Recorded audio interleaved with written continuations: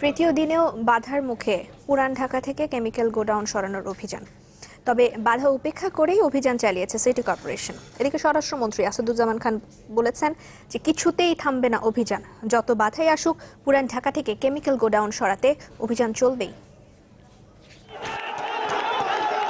তৃতীয় দিনে একাধিক দলে ভাগ হয়ে পুরান ঢাকার বিভিন্ন এলাকায় যায় ঢাকা সিটি কর্পোরেশনের অভিযানকারী দল। দক্ষিণ সিটির প্রধান বর্জ্য ব্যবস্থাপনা কর্মকর্তার নেতৃত্বাধীন দলটি শুরুতেই ব্যবসায়ীদের বাধার মুখে পড়ে। চকবাজারে একটি কারখানায় ঢুকলে বাইরে অভিযান বন্ধে স্লোগান দিতে থাকেন ব্যবসায়ীরা। কার্যত ঘণ্টা দুয়েক অবরুদ্ধ থাকে দলটি। তাদের প্রত্যেকেরই একটা পরিবার আছে, তাদের নিজেরও জীবন বিপন্ন। তাদেরকে এই শুভ বুদ্ধিটা উদয় হওয়া দরকার।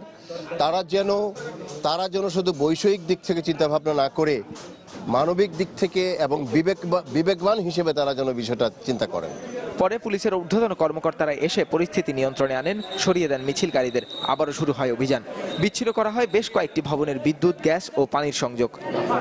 তবে অন্য দলগুলো কোনো বাধার মুখে পড়েনি। তারাও তালিকা ধরে অভিযান চালায়। 3টি ভবনে আগে থেকেই রাসায়নিক সরিয়ে ফেলায় তাদের বিরুদ্ধে ব্যবস্থা নেওয়া হয়নি। তবে বাকিগুলোর সেবা সংযোগ বিচ্ছিন্ন করা হয়।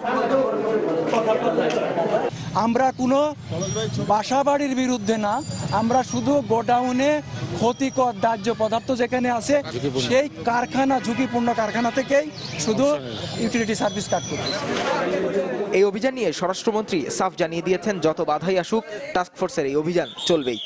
আমরা এই ব্যাপারে খুবই সিরিয়াস, একটা নীতিমালা তৈরি করে সেটা যাতে সুষ্ঠুভাবে মানে সবাই, সেই জন্য উদ্যোগ গ্রহণ করা হচ্ছে। এই জন্য মুখ্য ভূমিকা পালন করছেন আমাদের দক্ষিণের মেয়র, এবং তিনি যে রকম ভাবে সহযোগিতা চাবেন কিংবা চাচ্ছেন, আমরা সেই কাজটি করছি। আবাসিক এলাকা থেকে গুদাম সরাতে দক্ষিণ সিটি কর্পোরেশন এই অভিযান চালাবে 1 এপ্রিল পর্যন্ত। নাহিদ হোসেন, চ্যানেল 24, ঢাকা।